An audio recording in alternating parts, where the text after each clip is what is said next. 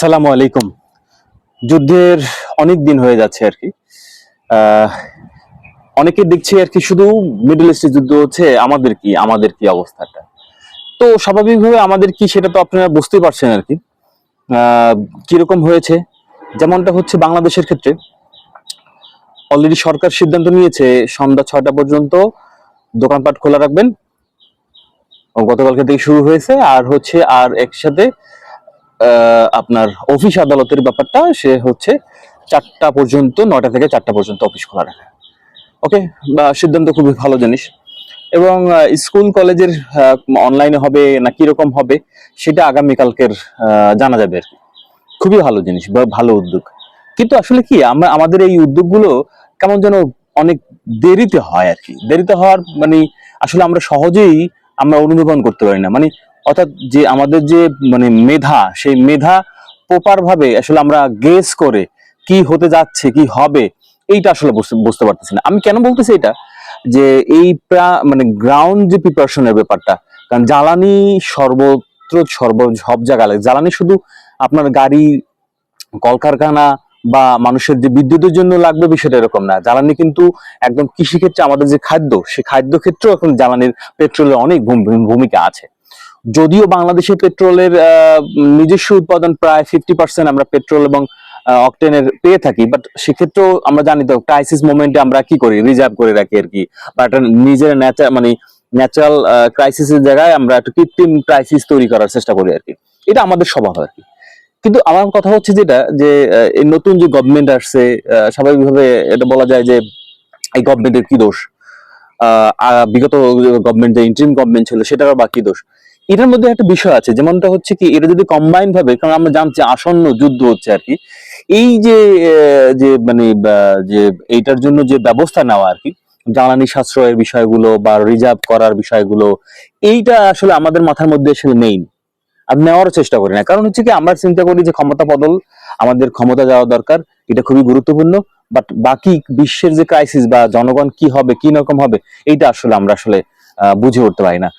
ঠিক তেমনি আর কি, শুধু সরকার দলীয় বিষয় না, বিরোধী দলে যারা আছে, বিশেষ করে যারা জুলাইয়ের অগ্রণী ভূমিকা পালন করেছেন, তাদের এই যে বাচ্চা বাচ্চারা যারা আছেন আর কি, তারাও তো বিশেষ কোনো ভূমিকা বা ধরনের অ্যাক্টিভিটিস বা কথার মধ্যে যে যুদ্ধ ক্রাইসিস বা বাংলাদেশের যে ক্রাইসিস গুলো কি করা যাবে, কি করা লাগবে, এই ধরনের আসলে তাদের কথার মধ্যে বা তাদের চিন্তা চেতনার মধ্যেও আসলে আমরা লক্ষ্য করিনি। আসলে যার কারণে আমরা আসলে মানে সমূহ বিপদের মধ্যে পড়তে যাচ্ছি। দেখা যাক, আমরা ওই যে আল্লাহ ভরসা বলে আসলে আমরা চালাই দিই। গত গত 24 ঘন্টার মধ্যে যেটা হচ্ছে, ইরান এবং আমেরিকার মধ্যে একটা টি-20 ম্যাচের মতো আবার অবস্থা হয়েছে আর কি। যেমন গ্রাউন্ড প্রিপারেশনের জন্য যে আমেরিকার যে ফাইটার জেট গুলো, সেটা হচ্ছে ইংল্যান্ড থেকে আর কি, লন্ডন থেকে আর কি তারা আহ, গিয়েছিল। এবং সেখানে যাওয়ার পরে সেখানে আবার ইরানিরা প্রতিহত করে। সেইটা যে মানে এক বিমান যে মানে চালক সহ আর কি নিখোঁজ হয়ে যায়, সেইটা আবার খোঁজার জন্য আর কি যে যে হেলিকপ্টার আর কি, যে খুবই ডিমান্ডেবল হেলিকপ্টার, দুটি হেলিকপ্টার আর কি, ব্ল্যাক যেটাকে বলা হয়, সেটা খুঁজতে যায়। যাওয়ার পরে সেখানে তারাও সেটাও মানে নিখোঁজ হয়ে যায়, ভূপাতিত হয়। এবং একই সাথে সেটা উদ্ধার করার জন্য আর এক ধরনের বিশেষ বিমান যাচ্ছে আর কি, গিয়েছিল, সেটাও আসলে বিধ্বস্ত হয় আর কি। এই হচ্ছে 24 ঘন্টার মধ্যে টি-20-র মতো আর কি। অর্থাৎ যে ইরান যে এই ধরনের যে প্রযুক্তিগত ভাবে F-16 ফাইটার জেট গুলো, তারপরে 35 গুলো, এইটা যে আসলে কখনই আসলে মানে অদম্য ছিল আর কি, বা ইগুলো অদম্য ছিল আর কি, ব্ল্যাক ফাইটার গুলো অদম্য ছিল, হেলিকপ্টার গুলো, এইটা আসলে এইভাবে ডিস্ট্রয় হবে, এটা আসলে বুঝতে পারতেছি না আর কি, যে কিভাবে এটা কি হলো আর কি।